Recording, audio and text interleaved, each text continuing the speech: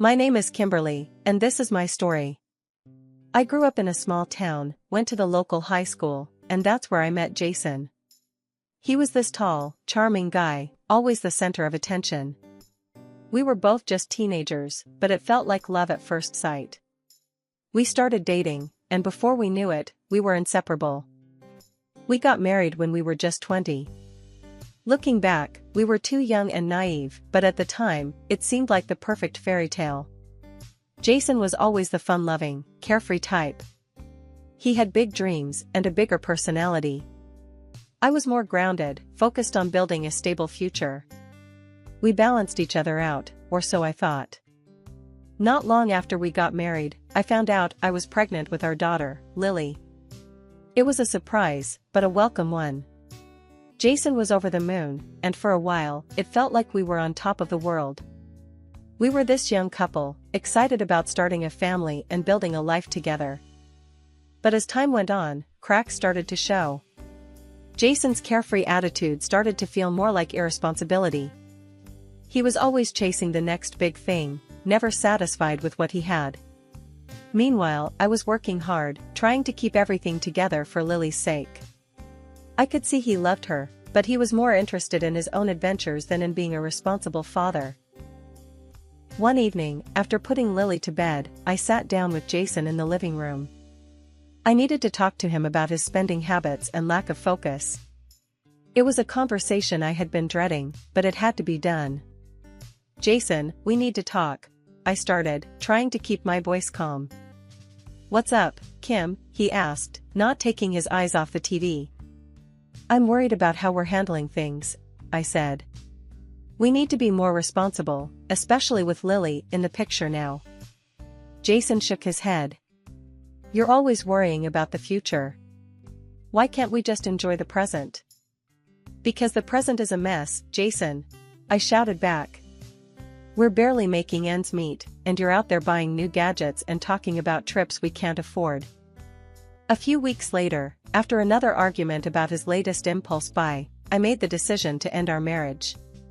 It wasn't easy, but I knew it was the right thing for Lily and me. I wanted her to have a stable, predictable life, not one filled with uncertainty and broken promises. The next few weeks were tough. Jason moved out, and I started the process of filing for divorce. He wasn't happy about it, but he eventually agreed to joint custody and to pay child support. It wasn't easy, but I felt a sense of relief, like a weight had been lifted off my shoulders. Raising Lily on my own was challenging, but it was also rewarding. She was my world, and I was determined to give her the best life possible.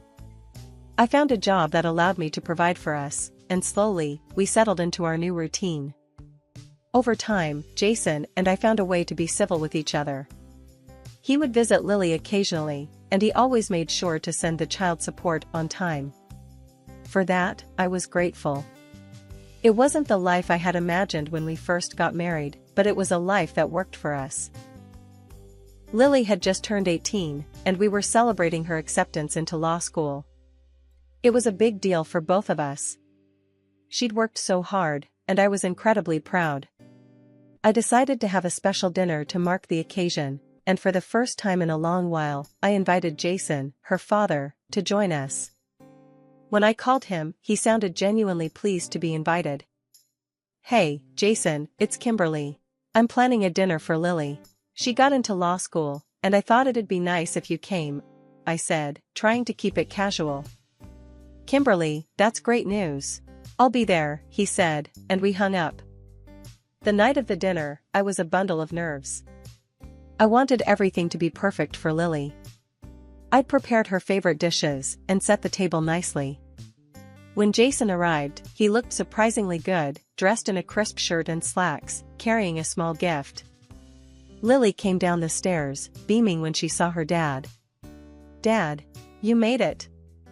"Of course, I wouldn't miss it for the world," Jason said, hugging her tightly. "And I brought you a little something." Lily tore open the wrapping to find a brand new smartphone. "Wow, Dad, this is amazing. Thank you," she exclaimed, her face lighting up. We sat down to dinner, and the conversation flowed easily. Jason talked about his new job and his big house. He seemed to be doing well, and I was glad for Lily's sake. "So, Kimberly, you haven't changed a bit," Jason said, looking at me across the table. I smiled awkwardly. "Thanks, Jason. You seem to be doing well." "Yeah, things are good. Got a great job, nice house, life's treating me well," he replied, clearly proud of himself. After dinner, Lily announced she was going out to celebrate with her friends. "Thanks for the dinner, Mom. And Dad, the phone is awesome. I'll see you both later," she said, giving us both hugs, before dashing out the door. Jason and I were left alone, the house suddenly feeling very quiet. I started clearing the table, and he stood up to help. We worked in silence for a while, the familiar routine of washing and drying dishes bringing back memories of our life together. After a while, Jason broke the silence. "Kimberly, I've been thinking a lot lately," he said, his tone serious. "About what?" I asked, not looking up from the sink. "About us. About Lily. About everything, really," he said, setting down the dish he was drying. "I miss what we had. I miss you. I want to try again." I took a deep breath, feeling a mix of emotions. "Jason, we have a lot of history, and not all of it's good." "Why now?" "Because I've realized what I lost. I want to be a better man for you, for Lily," he said, his voice earnest. I hesitated, my mind racing with memories of our past and thoughts of what the future might hold. "All right, Jason. Let's take it slow, see where it goes." A smile spread across his face. "Thank you, Kimberly. You won't regret this." We finished the dishes in a comfortable silence, both of us lost in our thoughts. It felt strange, but also a little exciting, the possibility of starting over. As the night went on, we talked more, sharing stories and laughing about old times. Getting back with Jason was a big decision, but I decided to give it a try. We got married again, just a simple ceremony at the city hall. Only Lily and Jason's older sister, Margaret, were there. It was a small, quiet event, nothing fancy. I hoped this time things would be different. Moving into Jason's big house felt strange at first. It was so different from my small, cozy place. The house was huge, with lots of rooms and big windows. Jason seemed happy to have me there, and for a while, things felt good. I started decorating, trying to make the place feel like home. Lily came home for a visit a few days later. She was thrilled to see us together again. We sat in the living room, catching up on her life at college. "So, how's law school treating you?" Jason asked, looking proud. "It's tough, but I love it. I'm learning so much," Lily replied, her eyes shining with excitement. "I'm glad to hear that, kiddo. You're gonna be a great lawyer," Jason said, patting her shoulder. "Thanks, Dad. It's good to see you both together again," Lily said, looking at us with a smile. After Lily left, Jason and I sat on the couch, talking about our plans. We talked about traveling, maybe taking a trip to the mountains. It felt good to plan things together again. But as time went on, I noticed Jason wasn't putting money into our joint account. I asked him about it one night while we were having dinner. "Jason, I've noticed you haven't been putting money into our account. What's going on?" I asked, trying to keep my tone calm. He looked up from his plate, looking a bit annoyed. "I've had some money problems, Kimberly. I'm working on it." "Money problems? You didn't mention anything about that before. What's going on?" I pressed, feeling a bit uneasy. "I didn't want to worry you. It's nothing big, just a few things I need to sort out," he said, looking away. As the months went by, I noticed Jason buying new gadgets and posting pictures of expensive cars on social media. It started to bother me, but I didn't want to make a big deal out of it. I hoped he would get his act together. One day, I was cleaning the house when I found a receipt for a luxury car rental in Jason's jacket pocket. I felt my heart sink. I decided to confront him about it that evening. "Jason, can we talk?" I said, holding up the receipt when he walked in. What's this? I asked, trying to keep my voice steady. He looked at the receipt and then back at me. It's just a rental, Kimberly. No big deal. No big deal? Jason, we're supposed to be saving money, not spending it on luxury cars. I said, feeling my frustration rising. I work hard, Kimberly. I deserve to enjoy my money, he replied, his tone defensive. I get that, but we need to be smart about this. We have bills to pay, I said, trying to keep calm. I'm handling it, okay? You don't need to worry about it, he said, brushing me off. As the days went on, I noticed more signs of Jason's spending. New gadgets, fancy clothes, and more car rentals. I tried talking to him about it, but he always brushed me off, saying he had it under control. For 2 years, I tried to talk to Jason about saving money and managing our budget better. He never listened. Every time I brought it up, he'd brush me off, saying he had everything under control. But he didn't. Our bank account was always running low, and he kept buying new gadgets and renting flashy cars. He posted videos of himself with these expensive toys on social media, making everyone think we were living the high life. Friends would comment on how lucky I was, but they had no idea how hard it was to keep everything together. Jason's spending was getting out of hand. I couldn't ignore it any longer. Our joint account was barely enough to cover bills, and he was flaunting new gadgets and expensive clothes. I decided to confront him seriously this time. Jason, we need to talk, I said, walking into the living room where he was lounging with his tablet. Can't it wait, Kimberly? I'm in the middle of something, he replied, not looking up. No, it can't wait. This is important, I said, my voice firm. I found another receipt for a luxury car rental. We can't keep doing this, Jason. We're running out of money. We're barely getting by, and you're spending like we're millionaires. I work hard, Kimberly. I deserve to treat myself, he said, looking annoyed. Treating yourself is one thing, but this is out of control. We're drowning here, I replied, feeling my frustration rise. Stop exaggerating. We're fine. I've got it covered, he said, dismissing my concerns. No, Jason, you don't. You're acting like a spoiled kid, not a responsible adult, I snapped, my patience wearing thin. He got up, glaring at me. I don't need a lecture from you, Kimberly. I know what I'm doing. He stormed out of the room, leaving me standing there, shaking with anger. I couldn't keep doing this. Something had to change. I kept hoping Jason would change, that he'd finally see reason and start acting more responsibly. But it only got worse. Each month, I'd find more receipts for gadgets and rentals. I felt like I was drowning, trying to make ends meet while he spent money like it was going out of style. It was like he hadn't changed at all since our first breakup. The man I hoped had grown up was still the same carefree guy who didn't think about tomorrow.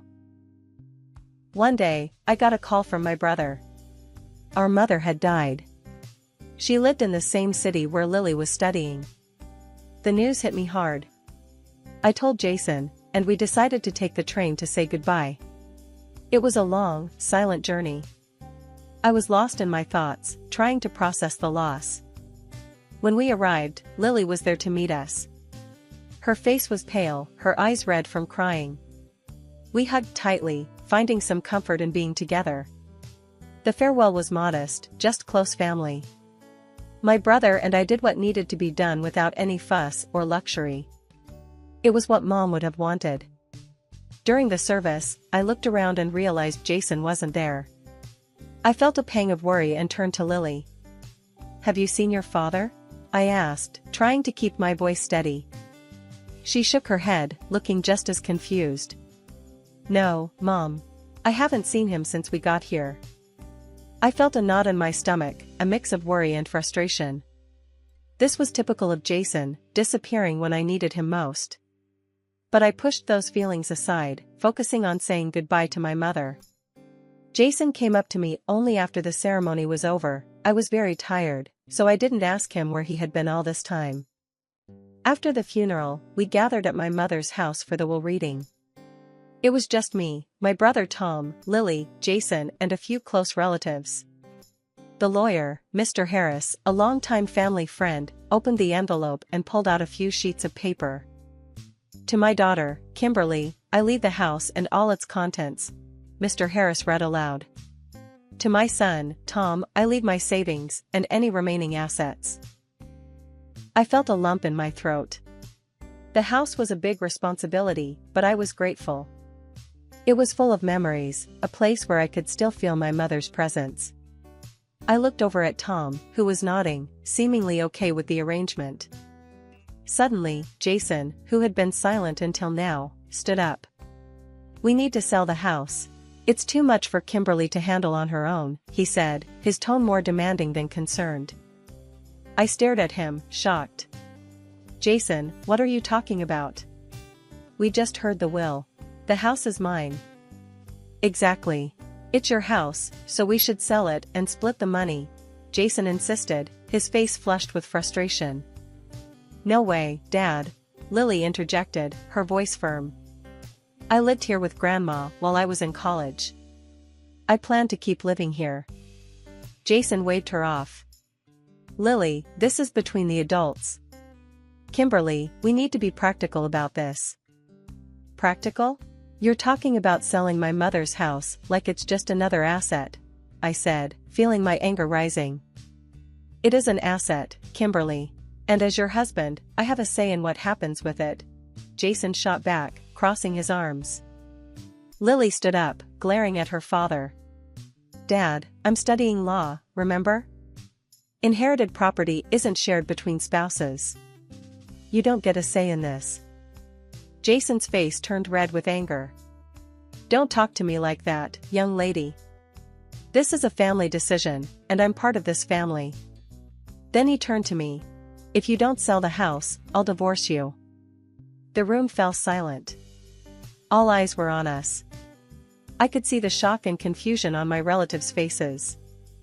I took a step back, feeling a mix of anger and betrayal. Fine, Jason. We'll talk about it when we get home, I said, my voice cold and steady. We left early the next morning, taking the train back home. Jason was quiet the whole way, his anger simmering just below the surface. I pulled out my phone, scrolling through social media to distract myself.